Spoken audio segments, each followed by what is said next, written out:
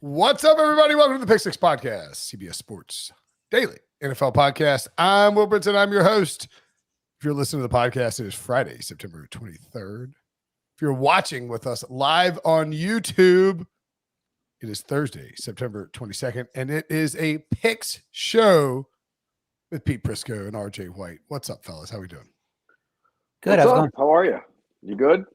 Everybody good? I'm great. Grand. Fantastic. Did you get all your research done? Almost all of it.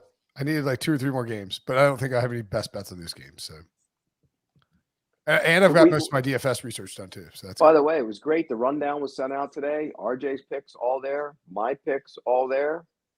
Whose picks weren't there? Was that an answer? I think what he's doing. I think what he's doing is that he's officially 0-0 since we never get his pick, so it's better than his normal record. Hey, Pete, have you heard the new drops that we added for the regular shows? I know you listen daily, but you might have missed them. What is happening here? And then these are from the Bengals losses the first 2 weeks. Oh, I missed it badly. You like this? Well, I mean, yeah, but Breach loves them too. No, we play them like way too much Breach, just to like harass Breach. But okay, so what are the records, by the way? Because nobody knows. No, yours are like in thin air. Nobody knows what he has. I went 3-3 last week. Look, I have my best bets already in my picks. I can tell you exactly what they are. I had one on Thursday night. I had the under, but that doesn't count because this show's recorded on Thursday, and then we don't include Thursday night football. Let's see. I have the Bengals as a best bet. I have the Chiefs as a best bet.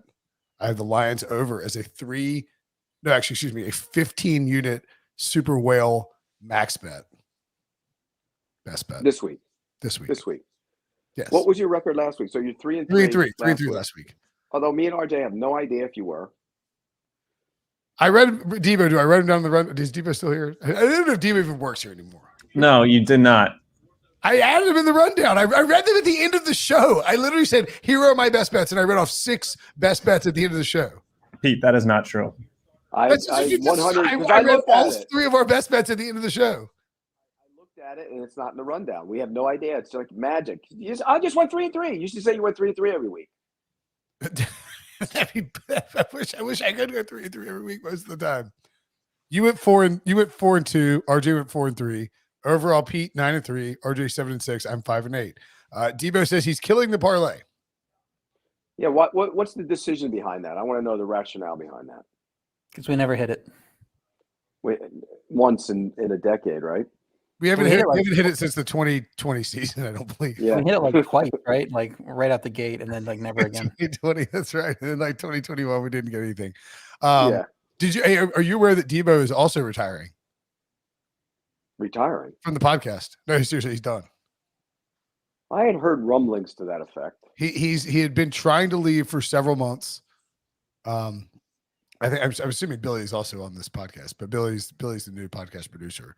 Debo is finally out, but like slowly transitioning his way out. He's on a call right now, so he actually can't respond. If you want to, Pete, look, he has harassed and harangued you throughout his entire tenure of the podcast.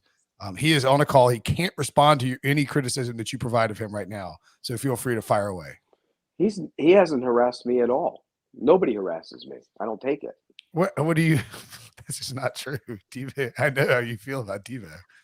I love Debo. He's a pain in the ass. Are you sad that? I guess you should be happy now that I won't have my rat in the building. What I can't figure out if Debo's gone, who the hell is going to keep you in line? Billy doesn't know what he's got in store. I mean, he at least tried to keep you in line. And he did a great job. He did a great job. Look, he managed to turn this into a possibly award-winning podcast. Right. Which we'll find out about in a week from Friday. 8 days. Keeping you in line, he should be getting the golden medal for keeping you in line. The Presidential Medal of Freedom. Yeah, I mean, my God. Trying to get you on time every day is a work. It's work. Ryan Riley in the chat says, keep the parlay. It's fun to fade. It does kill. Does mush. Wait, what did we lose on the Saints? Yeah, it was 2-1 last. I mean, we're never 0-3, so if you fade it, you're not winning anyway. So you leave it anyway, Debo. We're keeping the parlay. It wasn't just my decision. Give me the parlay. There's people across this company that wanted to kill the parlay. I fought for it a little bit, but not too hard. Who Say are hello. people? Say hi, EK. Say hi. Hey, EK. Is it EK? That's exactly who wanted to kill it. There's More more in the chat. Hey, more if than you're just one watching, person. if you're watching on YouTube, right? Hashtag save the parlay in the chat. Yeah, save the parlay. It's good hashtag there, Stu.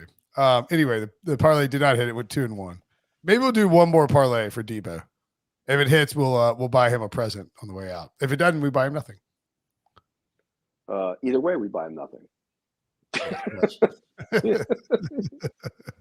You should be buying. You should be Take off the bra and be a man.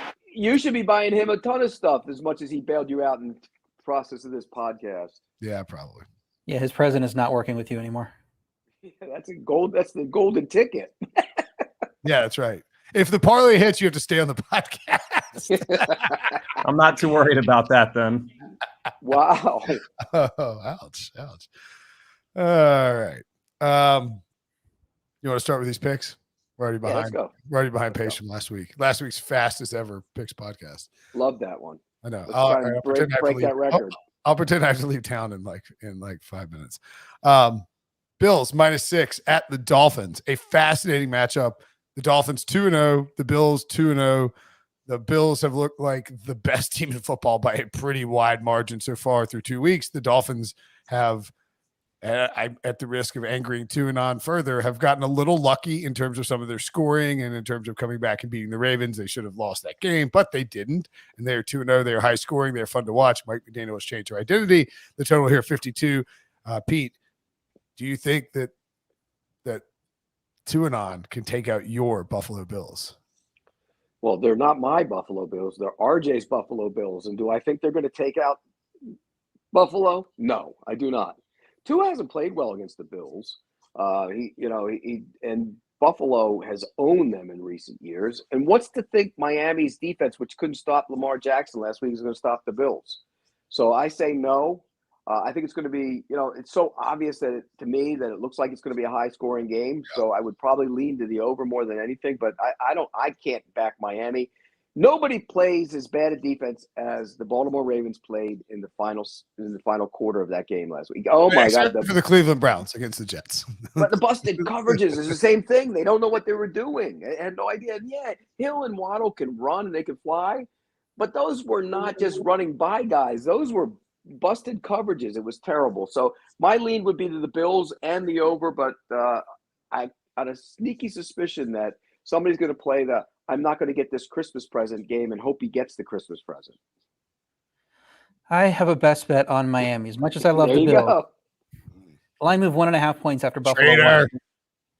They were expected to win, and the line moves 1.5 off of the line. And so I guess the people that moved it did not consider Buffalo as good as they looked against Tennessee, and that really changed their minds. I mean, I had Buffalo as the number one team. I have them 8.5 points better than an average team. That's as high as I'm going to go on a team in week 3.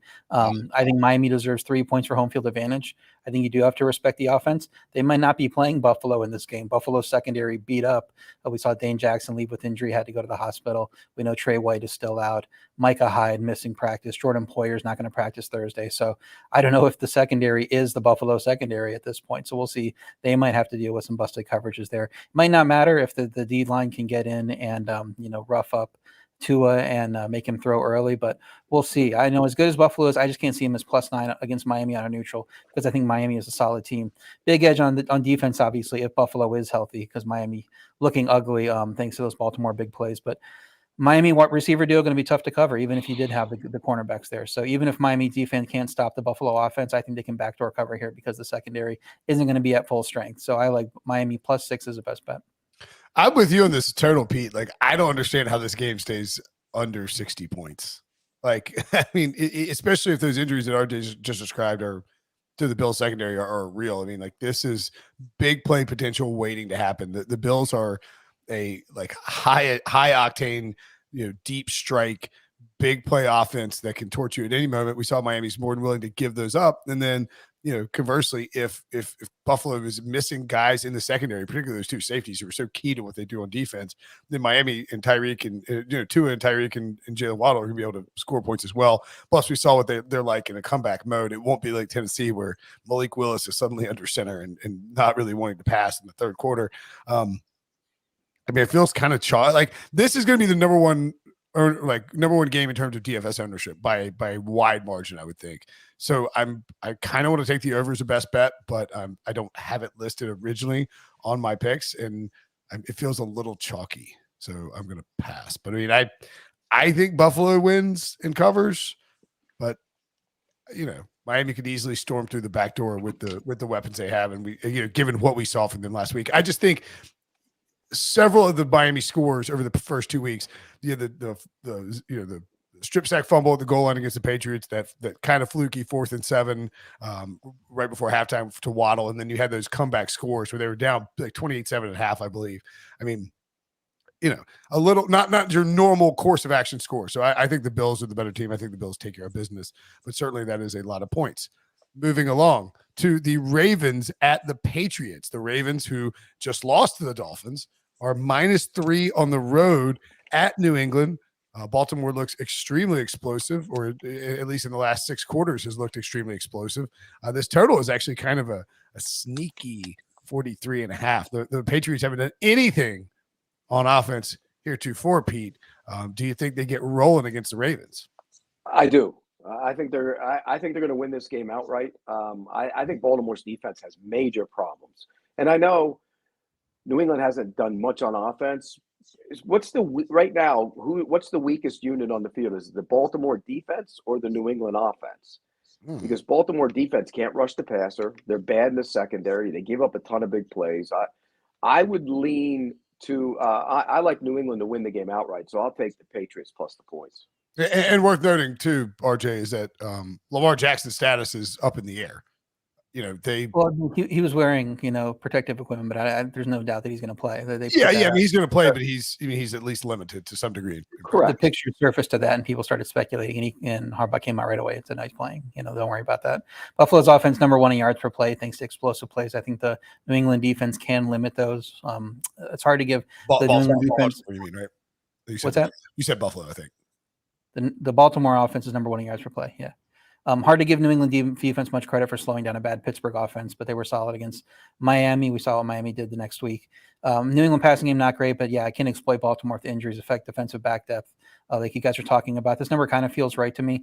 I have Baltimore rated still probably a little too high, not taking into account as much their injuries. They're the #3 team for me right now, and I think that's probably more projecting what they are at full strength rather than what we're going to see on the field. So I probably have it a little high, so I would lean to New England +3, but I don't love New England, so it's just a lean. Yeah, I don't. I had the Ravens winning it in my picks, but I don't really feel good about it. I mean, it's the Pats getting 3 at home and against, as Pete points out, a very questionable defense with Lamar banged up. Like, how much will he be able to run? Belichick is very good at taking away your best option. Will he, try to corral Lamar and make him stay in the pocket and then play a bunch of different zone pattern stuff behind that? I'm a little nervous about it. I think if I had a lean to bet anything, it would actually be the over, only because 43.5 is suspiciously high, and I could see there being 45-ish points in this. I'll take the Ravens, but not a best bet by any stretch of the imagination. The Eagles at the artist formerly known as the Washington Football Team. The Eagles -6.5. My Eagles, my Philadelphia Eagles. By the way, new producer Billy. Also, he's actually an Eagles fan, unlike fake Debo, like fake Eagles fan Debo. Debo's secretly a Minnesota Vikings fan. He's pretended to be an Eagles fan the last few years to try and garner this little run that Foles and Wentz have been on. Will Billy cry if they win a Super Bowl? I don't know. Billy, you going to cry if the Eagles win a Super Bowl this year? I'd cry if the Eagles win the Super Bowl this year for sure. You will? Okay. All right. You can't fake those tears. You can't fake those tears, Brinson. Because I'll cry if the Eagles win a Super Bowl this year. We know Debo cried when they won. Yeah, he's not that good of an actor. He didn't fake those tears. No. I'm going to take the Commanders this week as one of my best bets. I think this is an overlay. The line is way too high based on what happened the other day. And I just think it's short week, out on the road, division game. They know you know them. I know it's a new season and all, but I just think this is too many. The Eagles will probably win the game, but it's going to be tight. I'll take the Commanders plus the points. The Philly offense centers around the run game. Washington's defense last in rush yards per play by a huge margin. The Washington offense looks good on paper, couldn't get 15 yards in any first half drive against Detroit. You talk about the artist formerly known as a football team. What I saw in the first half there, that didn't look like a football team. So both of these teams played Detroit on the road, and Philly looked like the far superior team in those matchups. No home field advantage here for Washington. Philly fans are going to, rush the stand. They love their team this year. They're going to be excited about it. So they might outnumber Washington fans in the stands in this game. I think Philly's defense is good enough to prevent a backdoor cover here. I would lean to Philly minus 6.5, but it shot up so high from the look ahead that I don't think there's any value in it. So I'm going to stay away. Yeah, I took the Eagles against the spread, but not as a best bet. I do have, however, the over as a best bet. And Pete, I think you actually have it as an over as a best bet too. Both of them. I got both of them. Yeah. You didn't mention the over, but you have it written down on the rundown, right above where it says Brinson's best bet, Eagles over. I just think the Eagles, like we've seen this Washington team. So we saw with the Eagles against the Lions, a sort of a similar way I think it could play out where the Eagles, ground game gets going. Hurts is moving the football with his legs. They get up, and you force the other team to become one-dimensional, and that's where Washington's garbage time points to push this total over come and play. Like it's 35, or it's like 28-14, and the Eagles. I just think they're gonna be points in this. Washington is going to get some points. I don't think it'll be totally snuffing them out. If we get to halftime, it's like 24-7, a la Philadelphia, Minnesota, then I'll be a little bit worried because just what we saw from Philadelphia being able to lean into that defense. I think they're the better team. I think they will win the football game, and I think they will cover. But my best bet is on the over. Pete has the over and Washington as well. Let's take a quick break, and when we come back, more best bets next. Raiders at Titans. Raiders -2, over under 45.5. Pete, two extremely desperate teams here coming off. Like, would you rather have your heart ripped out by Kyler Murray 15 times on fourth down, or would you rather just be bludgeoned to death by the Bills? Like, which one is a more painful loss? Well, one was at home, so it's that's much more. And in prime time. Yeah, but when the Raiders lose at home, that's much more of a. The Titans are on the road. Yeah, that's right. Yeah. So, but in this game, I think the Raiders are the better team. I don't think the Titans are a good football team right now, and they have all kinds of issues. We're not just talking about Tannehill. Everybody wants to point to him. The receivers are an issue right now. Does Derrick Henry look like Derrick Henry? He hasn't come close to looking like that. And on the other side of the ball, they don't rush the passer that well. And the secondary got carved to shreds last week. So I think Derek Carr, Devontae Adams, and gang are going to go in there and find a way to win this game and cover the number. I think the Raiders is the best bet. The Raiders, I think, are the better team. I agree with this line moved 1.5 points after Tennessee was embarrassed by Buffalo. I don't think there's any shame in getting embarrassed by Buffalo. We're treating them like the 07 Patriots with some of these lines. So a lot of teams are going to get embarrassed by them. The market seems to have forgotten the Raiders are 0-2, and they just put together an awful second half. They should have won that game. That's got to be devastating when you come away, figure at halftime you got that in the bag, and then you just completely fall apart there. Vegas offense 25th in sack rate. Tennessee's defense actually 5th. I know the pass rush you mentioned he doesn't look good, but Jeffrey Simmons is a problem for that Vegas O-line. I think he's going to dominate in the trenches in this game and be the difference. Vegas defense, they have the names on the edge rush. They're last in sack rate despite their talent. But the Taylor Lewan injury is huge. That's a massive difference for Tennessee there. Henry, I think, is going to take over a game eventually, but it could be against this mediocre D, but I'm not sure. As you said, he doesn't look great. The Lewan injury makes me hesitant to play +2. I was going to play Tennessee +2 as a best bet. I think it's a great still teaser leg. I don't think the Raiders, from what we saw last week, are going to blow out anyone.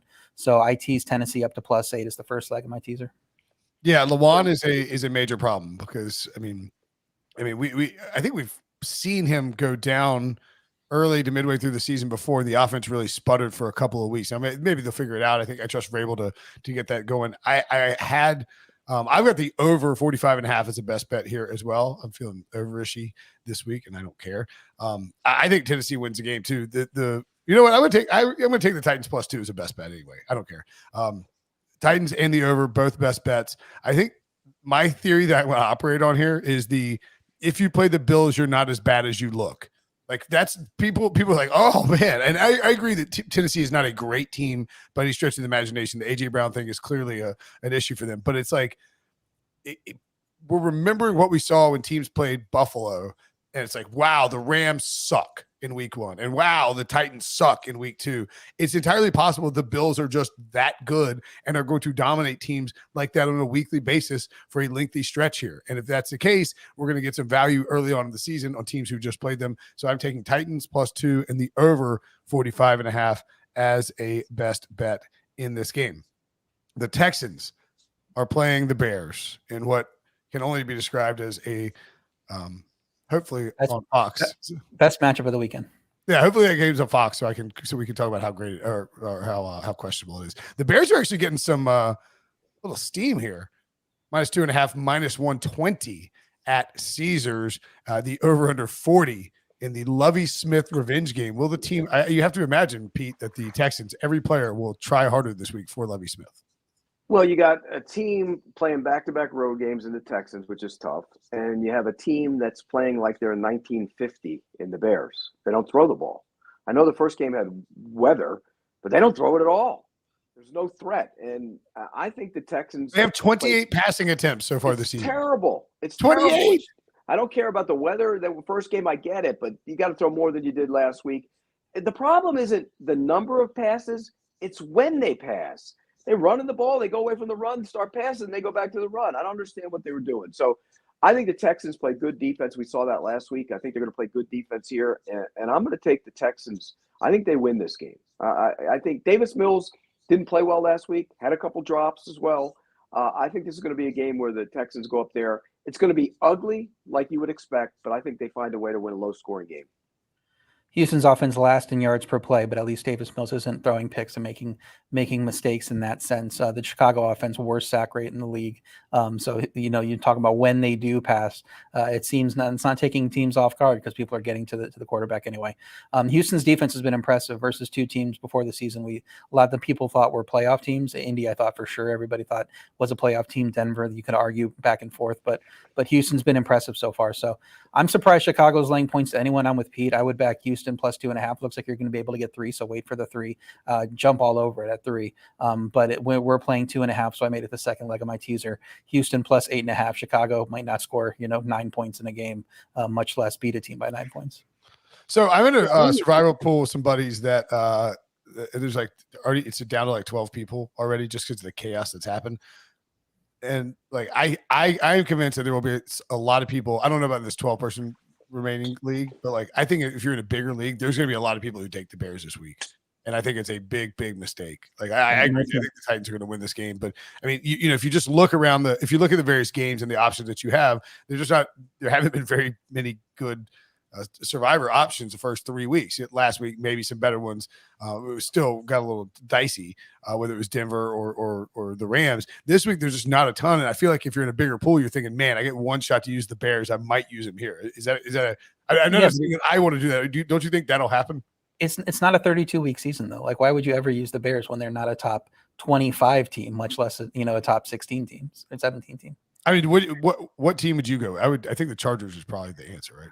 If we're fine with Herbert's health, Chargers are the obvious pick. I kind of all my pathing for Survivor was built around using the Chargers in week 3. And I know the Jaguars look a little bit better than we thought, but that just seemed like a home run spot to use them here with the other matchups. The other one was going to be Cincy at the Jets. And we know Zach Wilson's not back there, so I think that one's okay. I'm a little hesitant to use Minnesota. The thing I would do if you're worried about Herbert's health is my plans use Chargers this week, Philly next week against Jacksonville. Just flip them. Philly has a good matchup this week. We think they're going to beat. I think they're going to beat Washington. Chargers have a good matchup next week. They play the Texans. So I mean, you just flip those two and you're fine. So basically, look at Herbert's health and decide. Because I mean, like you could get a is it Case? It's Chase Daniel situation, right? Right. Yeah, it's Case Keenum's in Buffalo. Yeah, I mean, like it. By the way, I think somebody on the podcast pointed this out, or somebody pointed this out to me. Is it the same doctor who jabbed? Yes. Yep. Tyrod Taylor is like still there. Yes. I mean, like I guess they like okay, look, you made a major medical like mishap. But you did get us to play Herbert sooner than we thought we were going to. So Yeah, right. we're gonna let you stick We around. owe you one. Yeah, I mean, what the hell? Anyway, yeah, I mean, I think the Texans are going to win this game. Low scoring game. I mean, might lean towards the under, but I don't know. Pretty gross game. You don't want to watch a lot of that game, I don't think. The Bengals at the Jets. The 0-2 Bengals. Are you guys aware of the curse that's going on with the Bengals? Ryan Wilson, since Ryan Wilson got his tattoo, the Bengals of Snoopy, it's the Snoopy curse. The Bengals are winless. They cannot win, and now they're playing another Joe Cool, aka Snoopy's nickname, in Joe Flacco in New York. Bengals -6, over under 45 here, Pete. Do the Bengals get their first win, or do I get to continue banging these sound drops? What is happening here? They get their first win. They've started slowly the last 2 weeks, and the offensive line has not been that good, particularly the tackles. They've been bad, both of them. Lyle Collins has been bad. Jonah Williams has been bad. They're better players than the way they've played. I think they'll settle in, play better here. There's some criticism now of Joe Burrow. He's holding the ball. He's doing this. He's doing that. I mean, people are asking, would you rather have Tua or Joe Burrow? That's a fair question. Oh, right? that's ridiculous. That's ridiculous. Yeah, Stop asking that. Whoever asked that question should be taken out of the business. It's a terrible question. I mean, you may be locking down Dan Fouts for the rest of his career. Yeah, it's obviously Tua. He's down Fouts. Yeah, so you're getting future Dan Fouts. Yeah, as one Brady Quinn said. I think this is a get-right game for the Bengals. It's desperation. They're a better team. They'll win this game, and I think they'll cover it as well. I have them as a best bet. We locked our lines in at -5. It's now up to 6. So I have them as best bet -5. At 6, it would probably only be a lean. I think that's about what the line should be. Cincy's offense is 31st in yards per play, 31st in sack rate, but those are two tough matchups where you put any team against Pittsburgh and Dallas, TJ Watt and Micah Parsons to start the year, and they're going to look pretty bad on their offensive line. Jets defense does not have an elite pass rush, and they're beatable in the pass game over the top. It's bad news when you're playing Jamar Chase. He could have one of his 190-yard games and 2 touchdowns in this matchup. Cincy's D needs to generate more pressure, but they are good on third down. Will Flacco have back-to-back good games? I think it's pretty safe to bet against that. Flacco just reeling off with consecutive good games. Cincy's offense is going to improve as the season progresses. We know Burrow missed time in August in camp dealing with the appendix issue. Serious issue. He wasn't going to ever start the season 100%. He's going to look better second half of the year than he has first half, and he's going to progress as the year goes along. So you put that factor in along with the offensive line factor having to face those elite pass rushes. I think this offense definitely has better days ahead. I think they cover the -5. That's a best bet for me. At 6, it's just a lean. Yeah, I mean, I have it as a best bet as well with Cincinnati. So we do get 5, right? Like that's it's shot up a point today, I believe, right? Yeah. Yeah, shot up a whole point today. Actually, the thing about the Jets is everyone's hyped up about, the Jets being 1-1 and Robert Saleh's got receipts. If Nick Chubb goes down the way that he should have, and Nick Chubb has gone down before he scored previously, and like on a 60-yard, what would have been a 60-yard touchdown run back in 2020, then it's the Jets have scored 23 points on the entire season, right? Because I believe they scored 17 points in the fourth quarter. So I guess actually it would be 17, so it's 26. No, it was 14 after that. Yeah, so in theory, the Jets should really just have 26 points in the whole season. They are not a explosive offense. They had 2 plays. One was a completely disastrous busted coverage over the top to Corey Davis. Like I think the Bengals defense is good enough to prevent that. I think Cincinnati's offense, as RJ points out, does have better days ahead. You play Michael Parsons to TJ Watt, probably. I mean, 2 of the top, I don't know, 4 pass rushers in the league, maybe the 2 top pass rushers in the league. And so given that, Carl Lawson's played better. I have the Bengals as the best bet as well. I think the Bengals are a pretty good option in Survivor too. You just have to be, hold your nose and pick a team on the road. Can we have the talk about all the idiots out there who said, if you can't hold a 14-point lead in the final 2 minutes, you don't deserve to win? That's not the argument. The argument is if he goes down, the game's over. There's no way they can win. Impossible. Literally impossible. 0. Yeah, the Jets, the Jets coaches and players were kind of like, I can't believe they're like, we didn't think he was going to score. We resigned ourselves to losing the game and thought he was going to go down. And then he jumps in and all of a sudden the game is continued. Like there had been 2,333 consecutive games where a team held that lead inside of that time period without the team losing. And the last team to do it was the 2001 Browns. That's how rare it is. And it's because Nick Chubb didn't drop down at the 1 yard line, which is Kareem Hunt went out. He doesn't get a free pass either. He went out of bounds on the play before. Good point. Yeah. Let's blame Kareem Hunt as well. Oh, so are we going to do the parlay or no parlay? I don't really care. No parlay. Fine. Jaguars at the Chargers. My Jaguars. There's a new sheriff in Jacksonville, Pete. This guy. Well, they don't even let you in that town. What are you talking about? I haven't been back to Jacksonville in a long time. I should go back. I like Jacksonville. Maybe we should go play golf and meet up in Jacksonville, play golf. There's a lot of great golf in Jacksonville. That's one thing they do have. That they do. Jaguars at the Chargers. Chargers -7, over under 47.5. The over under is actually ticked down half a point and is down now juice the under, which is kind of interesting. What do you think about this game, Pete? Do you think your old hometown team can keep looking like a possible AFC South champion?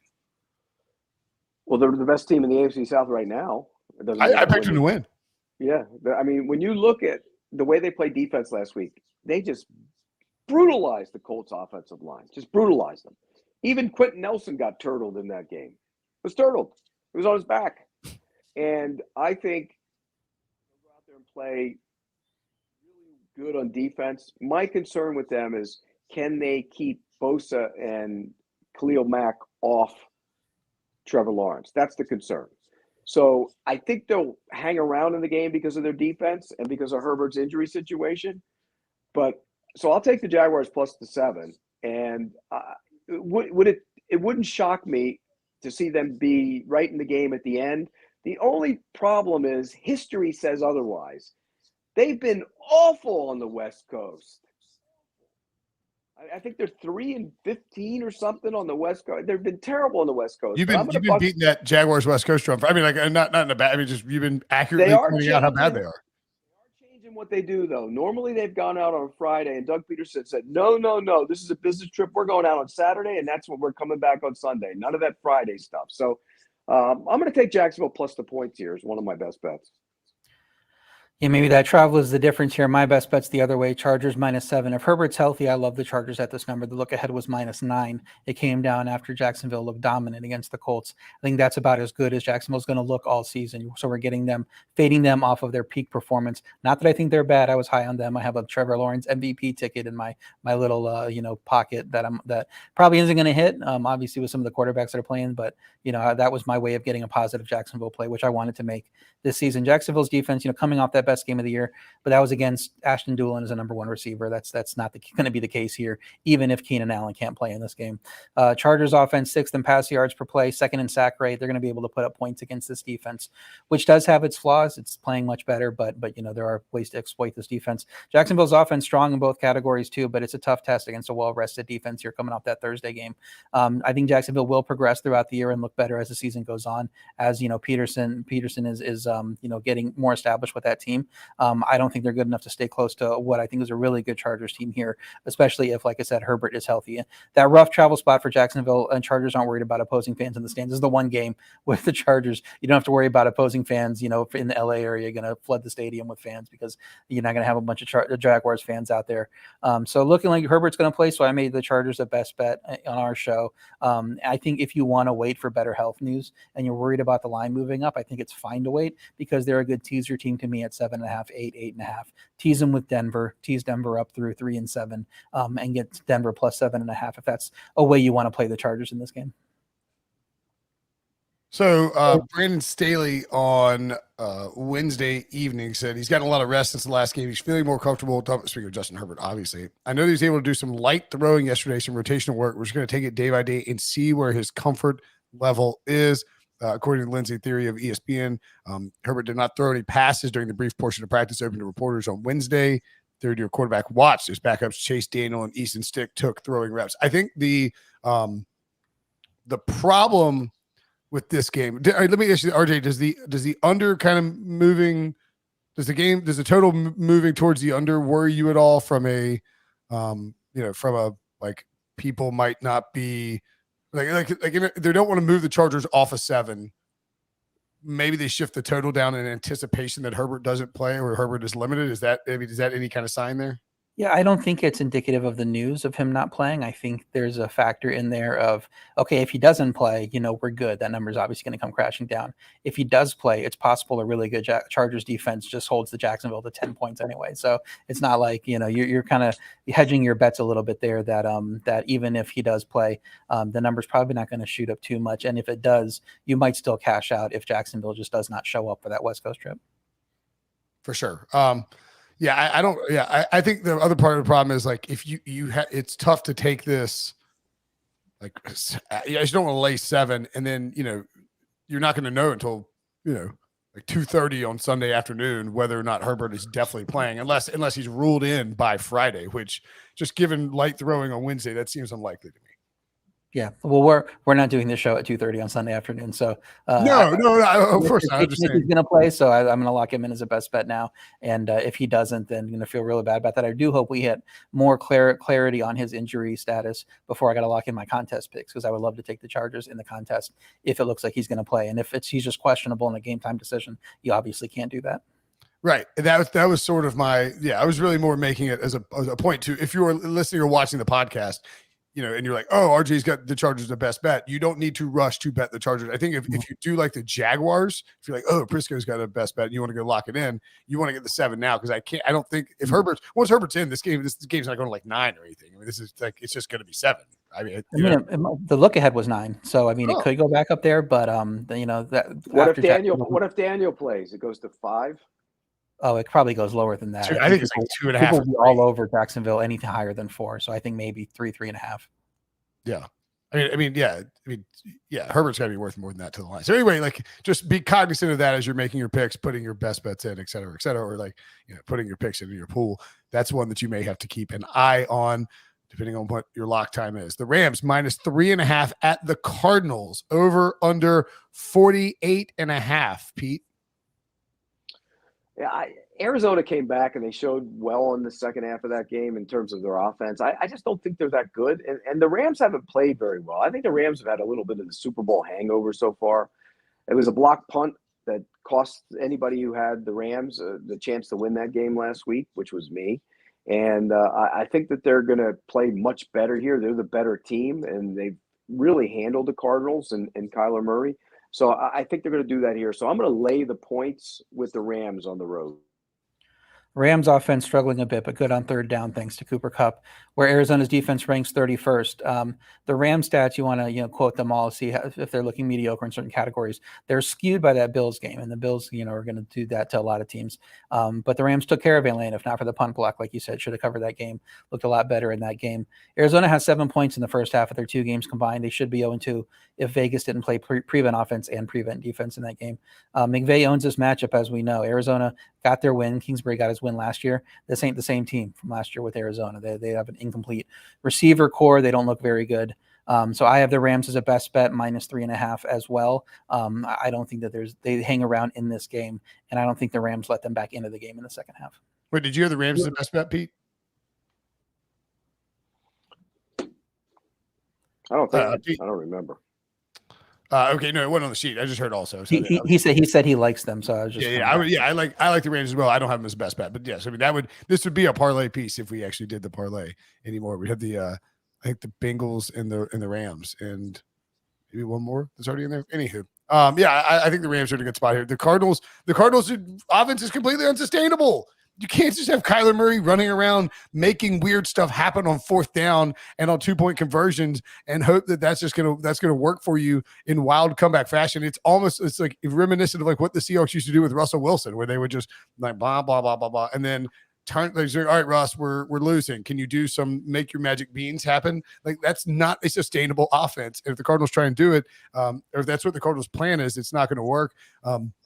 Sneaky fantasy, a sneaky DFS matchup here, I think, too, between these two teams. Going to total up at 48.5, but neither team is particularly enthralling from a ownership perspective. So maybe you could get some lower owned players in that game. Falcons at the Seahawks.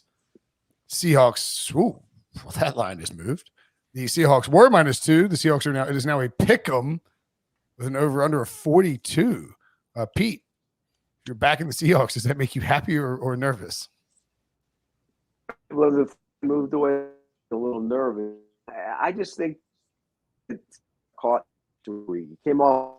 Sounds like Pete is having a connection then- issue. I don't know if he can jump out and jump back in. RJ. Now, You're kind of in and out, can you Pete. hear me? Yeah, you're freezing up and jumping in yeah. and out. Yeah. Just close out and click the link and come back in. Yeah, so Pete's going to be on the Seattle side. My best bet is Atlanta at +2. You guys can't get it at +2 right now. We're seeing Pick'em on the screen. Maybe it moves back at some point, but if you're subscribed to Sportsline.com, you get my picks when I make them. You have to have the alert set up. I put Atlanta +2 in on Tuesday, so you would have been ahead of the line move there. I'm not worried about travel. Obviously, Falcons stayed out west after the Rams game.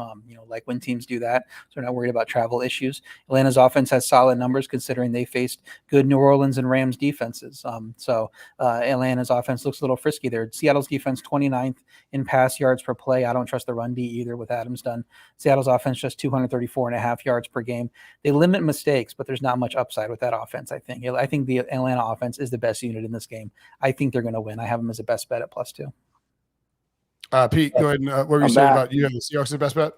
Yeah, I just think they got caught in a situation, tough place to play. Out we in Seattle. But I'm just going to go here because I think Pete, your audio is being choppy again. It may be your video is being funky too. I don't know if it's I don't know if you're plugged in or not. Anyway, Pete has the Seahawks as the best bet. They are a pick 'em now. They were at -2. I guess he's laying the 2, or we give him a pick 'em. I don't know. We'll figure it out. Pete Bot 2.0 is going off the rails. Moving along through some games more quickly. The Chiefs -6.5 at the Colts, and over under of 50. Probably a bad buy low, probably a bad buy high spot on the Chiefs. Indy should be desperate. They're 0-2. I got the Chiefs as a best bet though, because I think that there's this thing is measuring contest, if you will, RJ, between Tyreek Hill and Andy Reid / Patrick Mahomes. And I think that the Chiefs are all right, Tyreek, you want to go off? Well, we're going to keep going off. And I think we see an explosive offense for the Chiefs, and they're just a much better team than the Colts at this point. So if Tyreek Hill was not playing well for Miami, do you think the Chiefs would take a step back and That's right. and try to score points? Their offense would be slower as a result, yes. So this line was 3 on the look ahead. Colts look as bad as humanly possible again, against the Jacksonville, the team people thought they'd show up for, and it shot up to 6.5. So at 6.5, my lean is to Indy, just figuring they cannot be as bad as they've looked. It's dropped down to 5.5. I wouldn't play them there. It's hard to imagine the Indy D getting pressure on Mahomes and slowing the offense down. That offense can't afford to not have Pittman and Indy, so it's too easy to defend that passing game. So if he plays, maybe the line comes down a little bit more. But Matt Ryan, he may be done, especially if the offensive line issues continue for Indy. You know who the backup is in Indy, right? Somebody named Stick. Nicholas Foles. Oh my God! Oh my God! United. Can we get him in there and save another season and take Indy to the Super Bowl? Can Frank Reich do it again? What if Nick Foles does what Carson Wentz couldn't do and goes to the playoffs for Indianapolis? Oh my God! Carson Wentz would have another mental breakdown. Stop it, would you? Just stop. I just want Carson Wentz to have another mental breakdown. That's all I care about. I just wanted to put that earworm in Brinson's head because he's going to repeat it now for the next 12 weeks until Foles gets put in the game. Pete, do you think Matt Ryan's toast? No, he was brutalized last week. I don't care who the quarterback was last week. He would have been brutalized. No, it was awful. Saints -3 at the Panthers, over under 40.5. I have no idea. I have no idea what to do with this game. I don't either. It's the hardest game on the board. My lean is to the Saints because of their defense, and that's the only reason. I think both. It's gonna whose defense is going to score. Somebody's defense is going to score this game because one of the offenses is going to make a stupid mistake, and that's who's going to win this game. RJ? Yeah, I like the under a little bit at 41. It's down to 40.5. I'm not going to play it there. Carolina +3 is probably the value to me. Their defense played surprisingly strong so far. They're number 1 in pass yards per play, somewhat due to the opponents they're playing. Maybe the New Orleans offense was better if Kamara's back. I don't know that they deserve to be road favorites with the way they played in that game. So yeah, probably a stay away from me too. The Lions at the Vikings. Vikings -6, over under 52.5. You could set this over under at 59.5, and I would take the over. I'm going to take Lions overs until they stop hitting. I realize it's actually ticked down a little bit. I don't care. The Lions, the Lions are the they are going to just involve you in a shootout one way or another, whether it's them flying back against your defense or whether it's them getting a lead and you being able to score against their questionable defense. Over. I love this over. Yeah, I think it's going to be a scoring game because it's not Monday football for Kirky boy. Oh my God, to see on Monday night. Pete is currently trying. I don't know if you can hear it. Pete, your audio is cutting out again, but you were ripping Kirk Cousins to shreds for not playing well on Monday night. I agree with you. They'll play better. Oh my God, freeze frame that. Moving along, unless you have a best bet on this, RJ. I don't believe you do.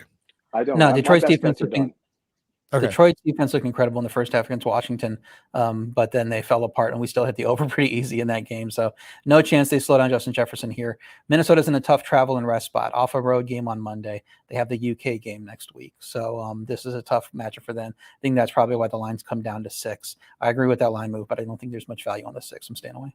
I think, and I'm not entirely sure, but I'm pretty sure Pete just left. I think he just left. I wouldn't blame him. I've dealt with internet. He's back. He's back. I thought you left. Nice. We only got 3 more games to cover, and we'll be quick with them. Packers at the Bucks. Bucks -1 over under 42. The Bucks have no receiver help here, Pete. This is a crazy total for an Aaron Rodgers, Tom Brady game, and it might go under by a lot. It's sad that this might be their last regular season meeting, and we got to talk about the defenses because the receivers aren't playing. It's bad. I like the Packers. I think their defense. I like the under. I think it'll be a low-scoring game, but I'll take the Packers in this game. Remember what Rodgers said at the end of the game the other night? This season is mirroring what happened last year. They went to Jacksonville, got blown out by the Saints. They got blown out in the opener this year. And then went on Monday Night Football or in prime time and slaughtered a division opponent. And then they beat the Niners. Yeah. Last year, they went out on the road in week 3 and beat the Niners. Now they're going to go on the road and beat the Bucks. And the Bucks defense is good, and the Packers defense is good. So I think it's a low-scoring game, but I'll take the Packers. Don't love it, but I take the Packers. Akeem Hicks is a sneaky big loss, by the way. Yeah, I'd lean to the under 42 in this game. Detroit's Tampa Bay's defense elite versus the pass, 30 yards per play, 3rd in sack rate. Tampa Bay owned the 2 matchups in 2021, both outright as dogs. Donovan Smith practicing with an elbow brace. They need him. His backup is out now too, so you don't want to play a 3rd string tackle against this Green Bay defense. With all the injuries Tampa has, probably an under game even at the low total, but I don't really want to play it. I think in the contest, the circle lines came out for the contest at 1 p.m. on Thursday, and they put this as a pick 'em. So maybe we do see a little more movement, and getting Packers +1 is a smart probably here. 49ers -1.5 at the Broncos, over under 45. Can Russell Wilson get it going, Pete, or is this offense doomed to be stagnant for another week? Well, I think the 49ers are the better team. I think they're a better team with Jimmy Garoppolo on the field. And I mean, it's still not good for the 49ers because you got to find out what the other guy is. You drafted him 3rd overall. That's not a good thing for the Niners, but they're better now than they would be if they had Trey Lance. I think they limit what the Broncos do offensively. They don't scare anybody. The Denver defense has played pretty well, but I'm going to take the Niners in this game. Don't love it, but I'll take the Niners. My leans to Denver. Lines move 4.5 points off the look ahead. Too much, I think, despite the coaching mismatch here. You're right. San Francisco upgraded quarterback. Both these have been elite so far, but have had easy matchups, and so they might be tested here. Denver's offense, one of 2 teams that are top 7 in yards per play in both rush and pass. They are moving the ball. They are being efficient moving the ball. They are not scoring when they get into the red zone. So maybe they'll figure it out. They've 0 for 6 on red zone trips so far this season. Right. So I would play them in a teaser up to 7.5. I don't think that they're bad enough to be giving that much on the road now that it's moved that far, but I'm okay leaning to them at the +1.5 too. Cowboys at the Giants. Giants -1. This line has actually dropped a 1.5. I thought it was Giants -2.5, or maybe it's moved since we locked it in. Over under 39. I will double check on that. Yeah, it says 1 here at Caesars. Was 2.5 last night, so that's moved pretty substantially. Pete, any thoughts on this thrilling Monday night? Okay, this is so gross. This is Monday night. Freaking Cooper. I like the Cowboys in this spot. The Giants do nothing for me. And look, the Cowboys will play the same way they did last week. They'll run the ball and they'll play good defense. That's what they'll do. And I think that'll give them a chance to win the game. And ultimately, I think they do win the game. So I'll take the Cowboys. How do we end up with Troy Aikman calling another Cowboys game? Like, unbelievable. This guy can't get away from him. You know, you're going to put the Cowboys on Monday night, no matter how the quality of Right. the team. You know, people want to watch the Cowboys. Giants kind of fortunate to be 2-0, offense 26th in pass yards per play, 30th in sack rate. That's a problem when Micah Parsons come into town. Those numbers were done against Tennessee and Carolina too. You know, now you get that elite Dallas pass rush. Giants defense winning on third down despite their injuries. That's going to have to continue. Cooper Rush is solid. You can't just stack the box and stop the run game. And he now has 2-0 in his career, wins over the Bengals, won as a dog against Vikings last year. That was a primetime game on the road too. So you can't even blame the spot here and say he's going to wilt under the pressure because he went out and beat the Vikings in a pressure spot there. Tyler Smith making a big impact on that offense. The offense is 20th in sack rate, better than I thought they'd be considering the state of that line when we came into the season. So I think probably first half bet is a better play on Dallas. You know, they marched down the field on their first 2 drives last week and he looked great. So maybe they're scripting well for Cooper Rush. And then once the game gets a little bit, you know, in the improvisational mode, he's not, you know, going to score many points. So I would play Dallas on the first half, but I lean that way also on the full line. Nice. Mike Stacks in the chat says, I just joined. Do you guys like Cincinnati for Survivor? Mike, if you go back to find the segment where, and they should be, I think they're cut up eventually on YouTube, but when we talk about the Bears game, we actually did a detailed breakdown on this is what we like for Survivor this week. I just don't want to repeat it for anyone who's listening. So check out the Bears Texan segment. RJ, you've actually got 2 look ahead lines for week 4, right? Yeah, so you can play look ahead lines. The books release them, you know, typically on Tuesdays, and they let you bet them. You know, they don't have as high maximums, but I don't think most of us are betting the max anyway. The 2 lines I like: Phillies -7 against Jacksonville. They're -6.5 at Washington this week, so that's only a half point more, even though they're at home against the Jacksonville team. It's going to in a brutal travel spot, West Coast this week. Then they got to go home. Then they got to go up to Philly. So I think the market might be overrating Jacksonville. If Philly goes out and takes care of business against Washington, this line's going to be higher than 7. So be 11, 10 or 11 if they absolutely smoke. Doug Peterson revenge game. They're going to try harder. And also like Giants -3 against Chicago. Chicago, worst team in the league, I think. And with that offense, Giants 2-0. I know a little overrated 2-0, but 3 at home against Chicago, like that just seems like complete disrespect. If the Giants look good, and this line's going to reopen on Sunday night before the Monday night game, so it's going to just be on what Chicago does against Houston. If they beat Houston, they don't look awful. Maybe the line is 3. I just don't know that it's going to happen, and people are going to. If Houston wins in Chicago, this line's like 5 or 6. Right, it's going to go up because the Giants are not a bad team. They have a good coach there, and they're just not getting enough credit on this line. So I think jump on the 3 now. I don't think it's going to be there Sunday night, and jump on Philly -7. Nice look ahead there, RJ, to week 4. Unfortunately, we can't give you those best bets at those numbers, but if hopefully people will take your advice and make some actionable moves on there. All right, very quickly, our best bets. Pete has the Commanders +6.5, the Commanders Eagles over. So both of those are best bets. The Seahawks -2, the Patriots -3, the Jaguars +7, and the Raiders -2. RJ's best bets are the Dolphins +6, Cincy -5, the Chargers -7, head-to-head with Pete there. Atlanta +2, head-to-head with Pete there as well. The Rams -3.5, and a teaser getting Houston +8.5 and Tennessee +8. My best bets are the Titans +2. As you can see, I'm reading all my best bets at the end of the show, as I do every week, guys. Titans +2, Titans over 45.5, Eagles over I think 47, Lions over 52.5, Chiefs -5.5, Bengals -5. That'll do it for the pick show, week 3 best bets. Thanks for listening. Thanks for watching. If you're watching, whenever you're watching on YouTube, smash the like button, turn on subscribe, turn on alerts. For Pete, for RJ, I'm Brinson. We will talk to you guys later.